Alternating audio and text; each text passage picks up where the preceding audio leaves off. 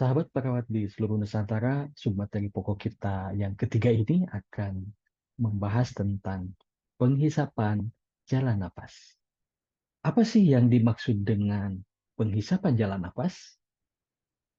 Penghisapan jalan napas adalah prosedur medis yang digunakan untuk menghilangkan sekresi, darah, dan atau benda asing dari jalan nafas dengan menggunakan alat penghisap atau suction.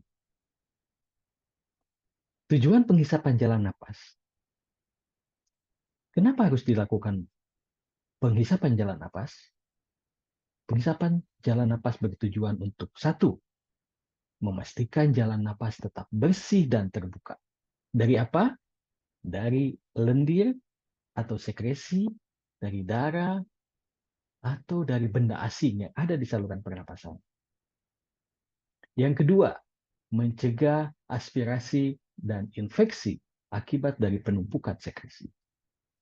Sekresi yang menumpuk di saluran nafas tentunya ini dapat juga mengundang atau menimbulkan infeksi pada daerah saluran pernapasan yang mungkin juga bisa menyebar ke seluruh sistem dalam tubuh. Sehingga sangat penting sekresi atau darah atau benda asing yang menyumbat atau menumpuk di dalam sistem pernapasan harus kita bersihkan. Yang ketiga adalah meningkatkan oksigenasi dengan menghilangkan obstruksi mekanisme. Adapun indikasi penghisapan jalan napas antara lain dilakukan pada pasien yang mengalami penumpukan sekresi yang berlebihan, pada pasien yang tidak mampu melakukan batuk secara efektif. Yang kedua, adanya suara napas yang abnormal seperti gagling saat kita melakukan auskultasi. Kemudian ada penurunan saturasi oksigen.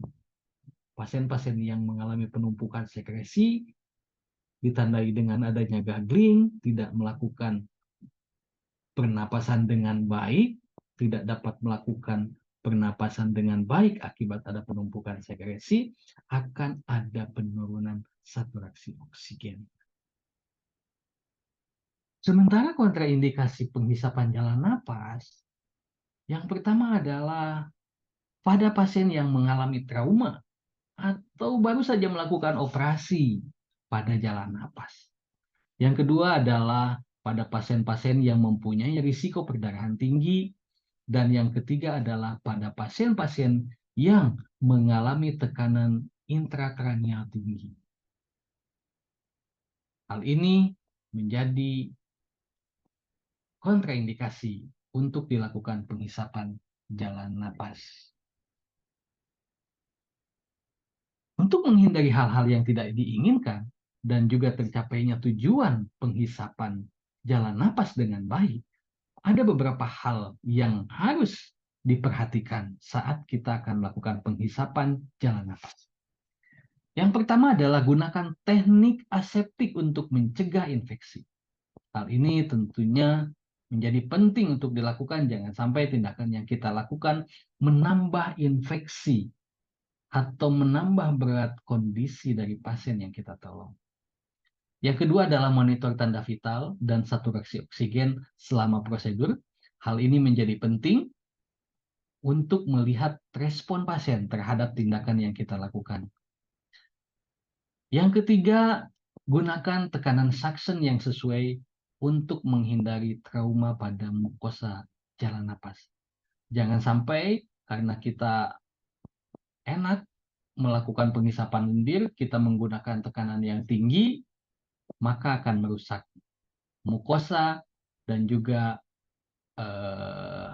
trauma pada mukosa jalan napas. Bagaimana prakteknya? Nanti teman-teman semua akan melihat secara detail pada saat sesi praktik penghisapan jalan napas. Sahabat perawat yang berbahagia, setelah kita bahas tadi, submateri pokok yang ketiga tentang penghisapan jalan napas. Topik kita berikutnya, submateri pokok yang keempat, adalah latihan batuk efektif. Sampai ketemu lagi. Salam tangguh.